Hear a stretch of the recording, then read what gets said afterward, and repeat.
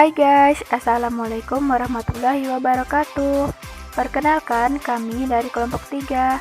Saya Nur Saida sebagai moderator dan pemateri pertama, Fitri Sia Mirdasari sebagai pemateri kedua, Nemu Fidatul Faizah sebagai pemateri ketiga, dan Mary Devi Safira sebagai pemateri keempat. Kali ini kelompok kami akan membahas materi tentang enkulturasi dan akulturasi. Baiklah, langsung saja. Untuk materi yang pertama akan saya sampaikan sendiri, yaitu mengenai enkulturasi. Dengan poin yaitu pengertian enkulturasi, proses enkulturasi kebudayaan dan media enkulturasi. Pengertian enkulturasi. Menurut Konjanandiningrat, istilah enkulturasi sebagai suatu konsep secara harfiah dapat dipadankan artinya dengan proses pembudayaan. Menurut M.J. Herskovits, enculturation atau enkulturasi adalah suatu proses bagi seorang baik secara sadar maupun tidak sadar mempelajari seluruh kebudayaan masyarakat. Jadi dapat disimpulkan bahwa enkulturasi adalah suatu proses sosial melalui mana manusia sebagai makhluk yang bernalar, punya daya refleksi dan intelijensia, belajar memahami dan mengadaptasi pola pikir, pengetahuan dan kebudayaan kelompok manusia lainnya. Proses enkulturasi kebudayaan. Pendidikan di sekolah hanya merupakan salah satu alat enkulturasi dari pendidikan lain-lainnya yang mencakup keluarga, gereja, kelompok sebaya, dan media massa masing-masing dengan nilai-nilai dan tujuan-tujuannya sendiri. Demikian pula pendidik mungkin ingin menanamkan kualitas tertentu pada anak-anak seperti berpikir bersih dan pertimbangan bebas, namun pendidik terbatas kesanggupan untuk berbuat demikian. Karena kenyataannya badan-badan lain mungkin membentuk anak secara berbeda. Media enkulturasi. Media enkulturasi terdiri dari 3, yaitu keluarga, masyarakat, dan pendidikan di sekolah. Keluarga. Anak-anak menghabiskan masa-masa awal kehidupannya bersama keluarga dan memperoleh refleksi nilai dan pola perilaku keluarganya. Nah, selanjutnya kepada mereka ditunjukkan nilai-nilai dan pola-pola perilaku masyarakat. Anak-anak akan mempelajari norma-norma masyarakat melalui keluarga dan teman-teman bermain. Masyarakat. Selain di keluarga, anak-anak akan meniru berbagai macam tindakan yang terdapat dalam masyarakat. Seringkali berbagai norma dipelajari seseorang hanya sebagian-sebagian dengan mendengar dari orang lain dalam lingkungan pergaulan pada saat yang berbeda-beda pula. Sebetulnya, norma bukan saja diajarkan di lingkungan keluarga atau dalam pergaulan di masyarakat, tetapi diajarkan di sekolah-sekolah formal. Pendidikan di sekolah. Nah, melalui pendidikan, kemampuan kognitif dan daya intelektual individu dapat ditumbuh kembangkan dengan baik. Kemampuan kognitif dan daya intelektual ini sangat penting bagi individu untuk mengenali dan memahami konsep kebudayaan suatu masyarakat yang demikian beragam, unik, dan bersifat partikular. Materi selanjutnya yaitu mengenai fungsi dan manfaat enkulturasi, dampak dari proses enkulturasi yang tidak berhasil, dan contoh enkulturasi dalam masyarakat yang akan disampaikan oleh rekan kami yaitu Fitri Sia Mirdasari. Kepada Fitri Sia Mirdasari disilahkan. 4. Fungsi dan manfaat enkulturasi. A. Sosialisasi nilai.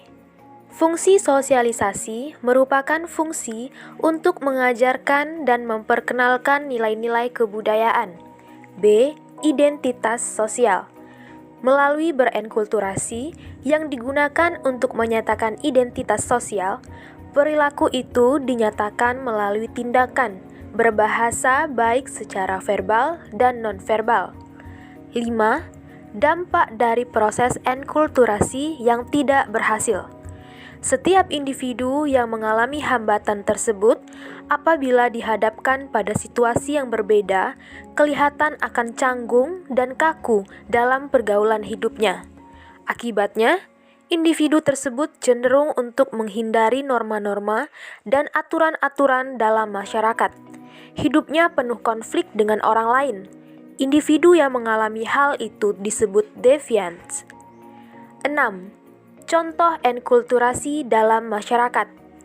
Contohnya, orang Indonesia mempelajari aturan adat Indonesia yang menganjurkan orang agar kalau bepergian ke tempat yang jauh, kembalinya membawa oleh-oleh untuk teman, tetangga, atau saudara. Hal ini dapat menumbuhkan rasa persaudaraan dan gotong royong yang merupakan motivasi dari tindakan tersebut. Untuk materi selanjutnya akan disampaikan oleh rekan kami yaitu Mufidatul Faizah dengan materi tentang akulturasi. Poin-poin yang akan disampaikan yaitu pengertian akulturasi dan faktor penyebab akulturasi. Kepada Mufidatul Faizah, kami persilahkan.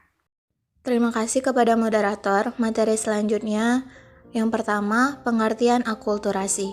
Akulturasi budaya atau acculturation adalah berpaduan di antara unsur-unsur kebudayaan yang berbeda dan bersatu dalam upaya membentuk kebudayaan baru tanpa dengan maksud menghilangkan kepribadian kebudayaannya yang asli.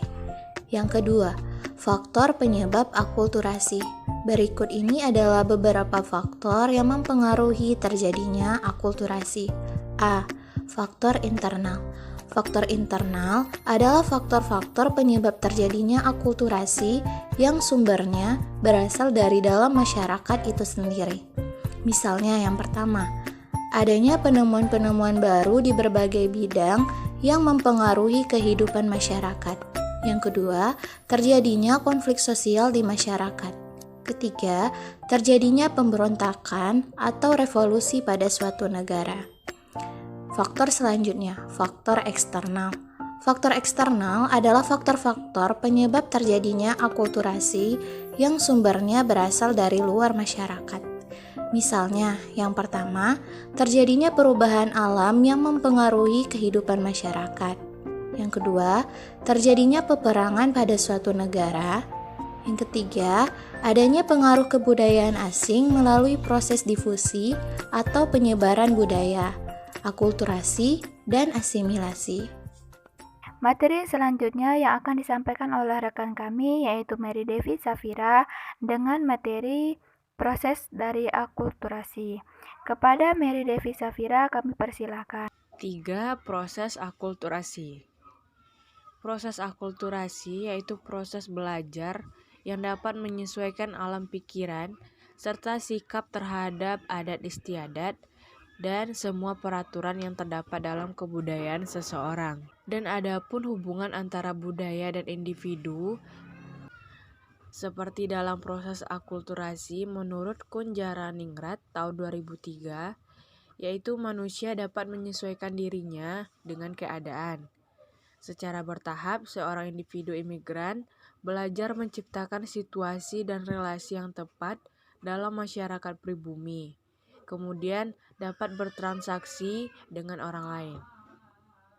Dan juga ada saatnya seorang individu imigran akan menggunakan cara-cara berperilaku masyarakat pribumi untuk menyesuaikan diri dengan pola yang dianut masyarakat setempat, dan juga begitu sebaliknya. Perubahan pola ini, pola dari pola lama kebudayaan yang baru ini disebut dengan akulturasi. Itulah materi tentang proses akulturasi. Saya kembalikan kepada moderator. Sekian materi yang dapat kami sampaikan, semoga dapat dipahami oleh teman-teman sekalian. Maaf jika ada salah kata. Sekian dan terima kasih. Wassalamualaikum warahmatullahi wabarakatuh.